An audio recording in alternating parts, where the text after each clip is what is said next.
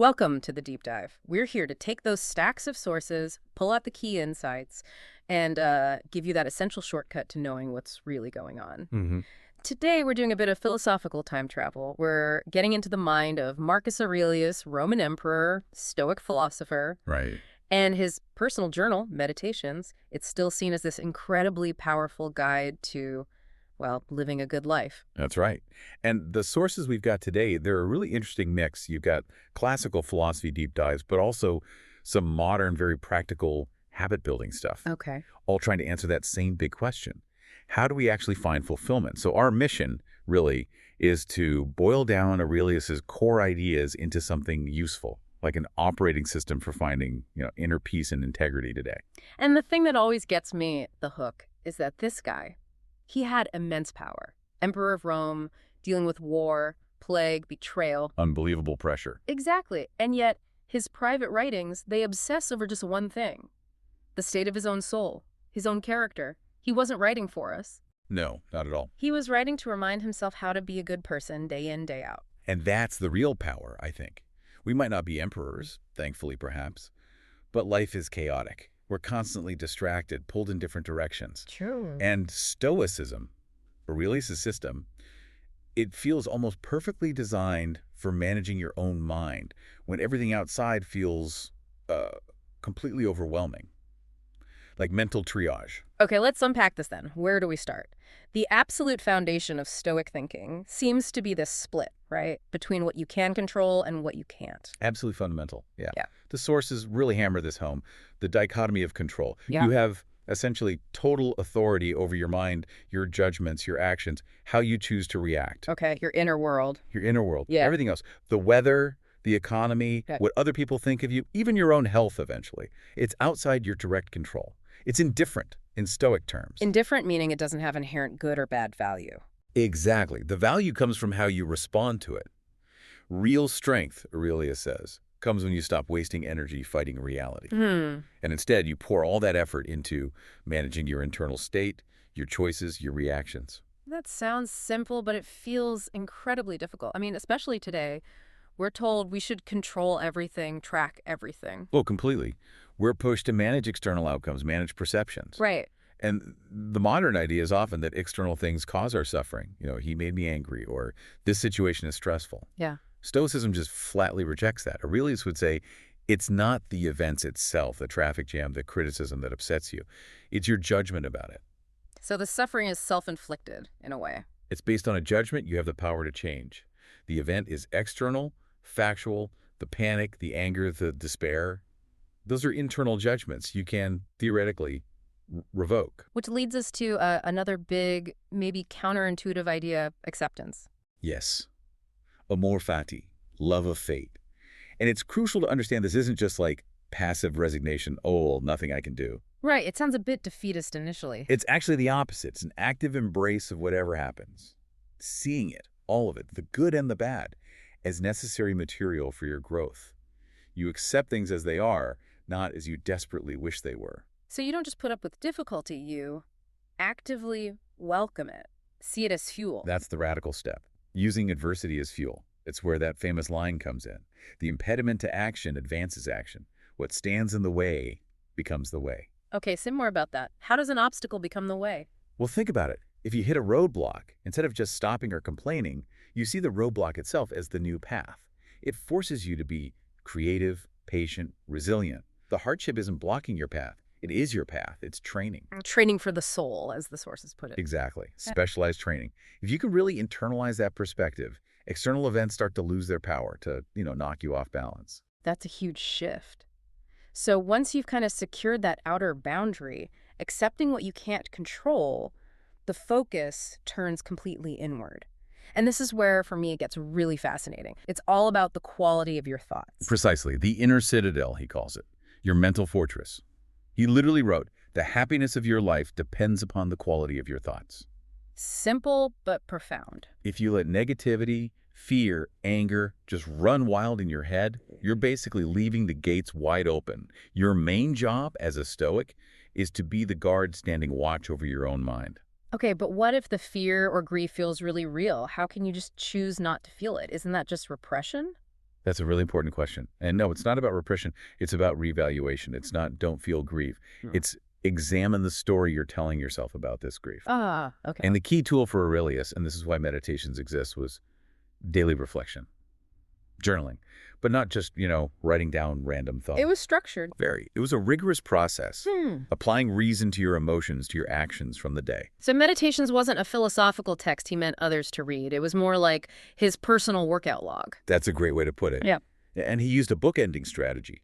Wake up early, reflect, set intentions, remind himself of his core principles, like a pre-meditation for the day. Okay, today, my only real goal is to act with virtue. Right. Then the evening, the review, the audit. How did I do? Did I treat people justly? Did I get angry unnecessarily? Where did I fall short of my own standards? It's that constant self-checking. That's how you challenge your own biases, your assumptions, and keep your actions aligned with your values. And that alignment, that introspection, it's all aimed at cultivating the one thing Stoicism says is truly good: virtue, character. Exactly. For Stoics, virtue is the only good. External things, wealth, health, reputation, they're preferred indifference. Nice to have, but not necessary for a flourishing life. A good character is enough. So what are these core virtues, these guiding principles? There are 4 cardinal virtues. Mm-hmm. First is wisdom, but not just book smarts. It's practical wisdom, sound judgment, knowing how to navigate life well. Okay, makes sense. Second, justice, which is huge. It's about fairness, kindness, honesty, treating others well, recognizing we're all part of this larger human community. Yeah. For an emperor, that meant decisions impacting millions. Yeah, heavyweight. Immense. Mm-hmm. Third is courage. Physical courage, sure, but mostly moral courage. Doing the right thing, even when it's hard, unpopular, or scary.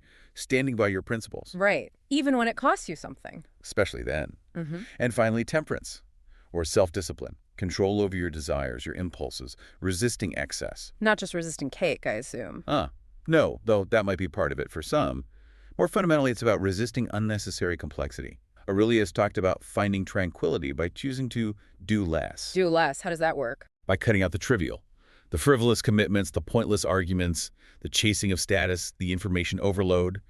By simplifying, you reduce your reliance on externals and free up energy for what truly matters. Acting virtuously. Okay, so we've built the inner fortress with self-control, reflection, virtue, but we don't live alone in there. How does this Stoic mindset translate to dealing with other people out in the messy world? It translates directly into duty and service. Aurelius genuinely saw himself as a limb of the larger body of humanity.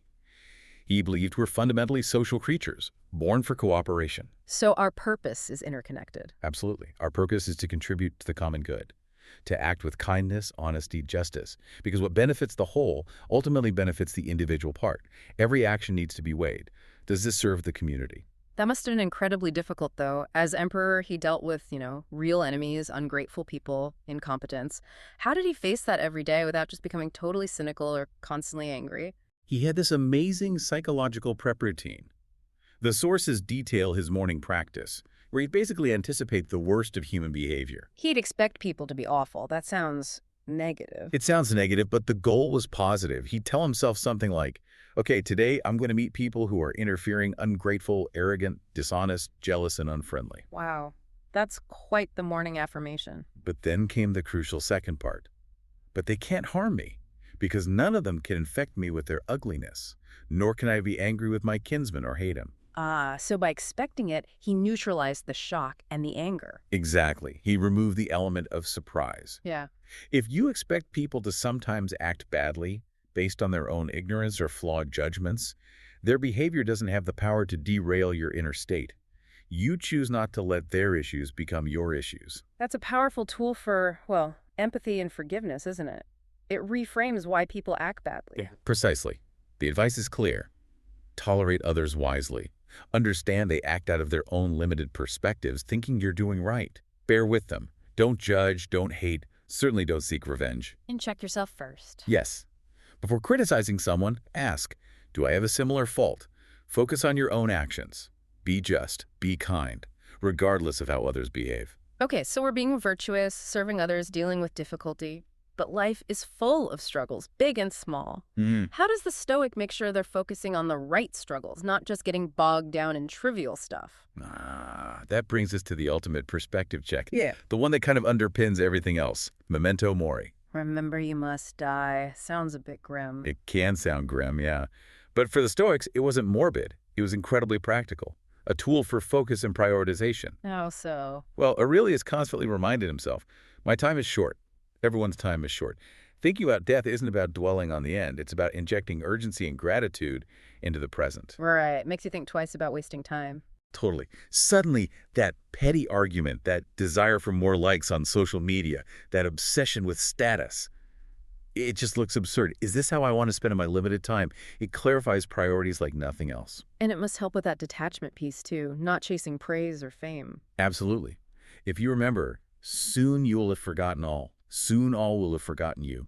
The need for external validation just evaporates. It's silly. So build your self-worth internally. Through your own efforts, your character, your learning, not based on what other people happen to think today. And to help with this, Aurelius used another technique, the view from above. What's that involve, like meditation? It's a cognitive exercise, really, a mental zoom out. When you're stressed about something, a work problem, a fight, whatever you visualize, looking down on the earth from high above, like from space. Ah, the cosmic perspective. Yeah. And from that vantage point, your big drama, the borders of empires, the traffic jams, they all shrink down to almost nothing. It shows you the interconnectedness of everything and forces you to ask, what really matters here? Usually the answer comes back to your own actions, your virtue, your duty. That's powerful. And it leads perfectly to maybe the most practical piece of advice from the sources. Which one are you thinking of? The one that just cuts through all the theory.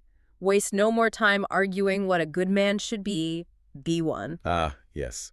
That really sums it up, doesn't it? Right. Action, not just talk. It feels like a perfect summary for this whole deep dive. We've looked at controlling the inner world, dealing with the outer world, the importance of virtue, the perspective of mortality. And it all points to the same thing. Living like Aurelius isn't about reaching some end point of perfection. No. It's a lifelong practice, a discipline. The focus has to be on the effort, on the progress, however small. The goal is eudaimonia. Which isn't just happiness in the modern sense. No, it's deeper. Human flourishing. Living in accordance with your best self, your highest nature, achieved through reason and virtue, consistently applied. Okay, so that leads us perfectly to the final thought for you, the listener, to take away today. It comes straight from reflecting on Aurelius himself. He wrote meditations basically as daily notes to self. He, the philosopher emperor, needed these constant reminders. He clearly wrestled with this stuff every single day. Until the very end. So, if he found it a perpetual daily struggle, what does that tell you about setting realistic expectations for your own practice? Maybe the goal isn't mastery tomorrow. Maybe focusing instead on just the daily effort, the trying. Maybe that changes everything about how you approach living a good life. A really powerful question to sit with. The effort is the win. That wraps up our deep dive into Marcus Aurelius. Thanks for joining us. See you next time.